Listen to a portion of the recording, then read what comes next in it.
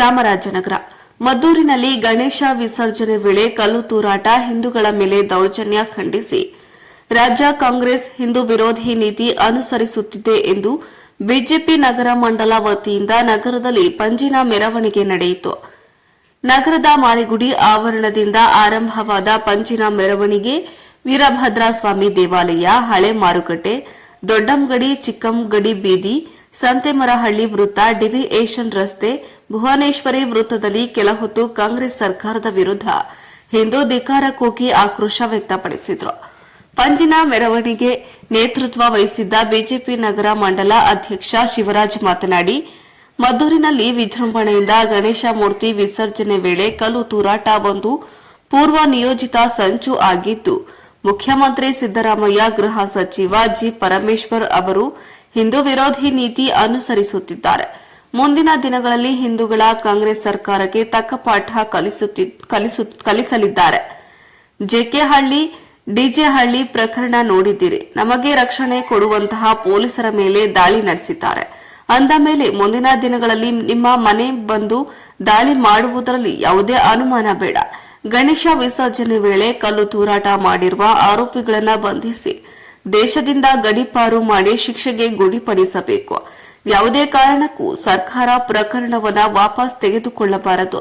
ಹಿಂದೂ ಮೇಲೆ ಹೊರಡಿರುವ ಪ್ರಕರಣವನ್ನು ಕೈಬಿಡಬೇಕು ಎಂದು ಒತ್ತಾಯಿಸಿದರು.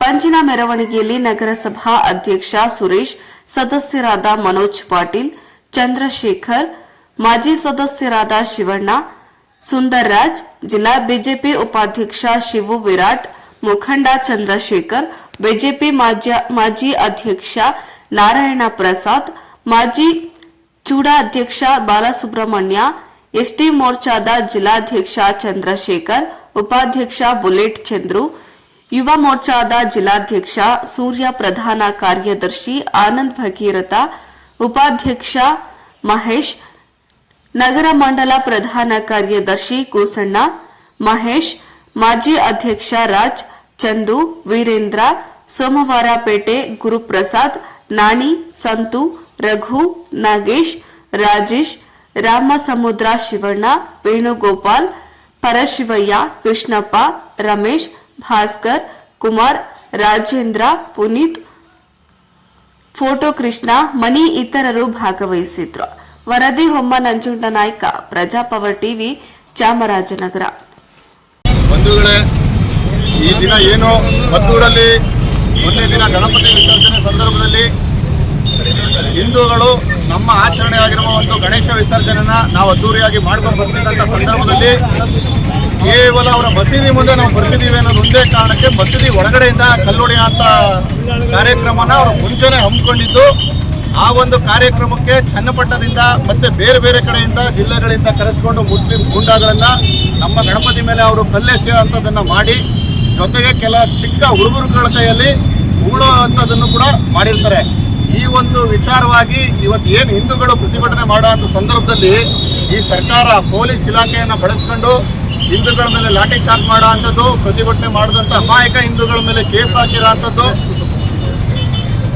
ಈ ಒಂದು ಧೋರಣೆಯನ್ನು ನೋಡಿದಾಗ ನಾವು ನಮ್ಮ ಭಾರತ ದೇಶದಲ್ಲಿದ್ದೀವ ಅಥವಾ ತಾಲಿಬಾನಲ್ಲಿದ್ದೀವ ಅನ್ನೋ ರೀತಿಯಲ್ಲಿ ಈ ರಾಜ್ಯ ಸರ್ಕಾರ, ಮುಖ್ಯಮಂತ್ರಿಗಳಾದ ಸಿದ್ದರಾಮಯ್ಯನವರು ಹಾಗೂ ಗೃಹ ಮಂತ್ರಿಗಳಾದ ಪರಮೇಶ್ವರ್ ಅವರು ನಡ್ಕೊತಾ ಇದ್ದಾರೆ.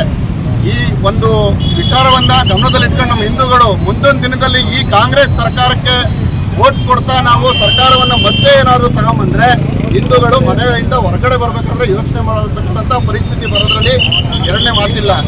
ಆದ್ದರಿಂದ ಮುಖ್ಯಮಂತ್ರಿಗಳೇ ಎಚ್ಚರಿಕೆ ಇರಲಿ. ಇವತ್ತು ಹಿಂದೂಗಳು ಇದ್ದಾರೆ ಅಂತೇಳಿ ಬರೀ ಬಿಜೆಪಿ ಹೋರಾಟದಲ್ಲಿ ನಾವು ಮಾಡ್ತಾ ಇದ್ದೀವಿ. ಹಿಂದೆ ಕೆಜೆ ಹಳ್ಳಿ, ಡಿಜೆ ಹಳ್ಳಿಲಿ ಏನಾಯ್ತು ಅನ್ನೋದನ್ನು ಕೂಡ ನೀವು ನೋಡಿ.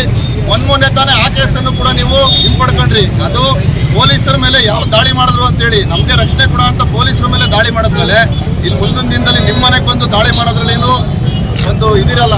ಆದ್ದರಿಂದ ಇವತ್ತೇನು ಆರೋಪಿಗಳಿದ್ದಾರೆ, ಕಲ್ಲೆಸ್ತಿರೋ ಅಂತ ಆರೋಪಿಗಳು, ಅವ್ರುಗಳನ್ನ ಗಡೀಪಾರು ಮಾಡಬೇಕು, ಮತ್ತೆ ಅವ್ರಿಗೆ ಶಿಕ್ಷೆಗೊಳಪಡಿಸಬೇಕು. ಯಾವುದೇ ಕಾರಣಕ್ಕೂ ಆ ಕೇಸನ್ನು ಈ ಸರ್ಕಾರ ವಾಪಸ್ ತಗೋಬಾರ್ದು ಅಂತೇಳಿ ನಾವು ಈ ಮೂಲಕ ತಿಳಿಸ್ತಾ ಇದ್ದೀವಿ. ಮತ್ತೆ ನಮ್ಮ ಹಿಂದೂಗಳ ಮೇಲೆ ಏನು ಕೇಸ್ ಹಾಕಿದ್ದಾರೆ ಆ ಕೇಸನ್ನು ಕೈ ಬಿಡಬೇಕು ರಾಜ್ಯ ಸರ್ಕಾರ ಅಂತೇಳಿ ಈ ಮೂಲಕ ನಾವು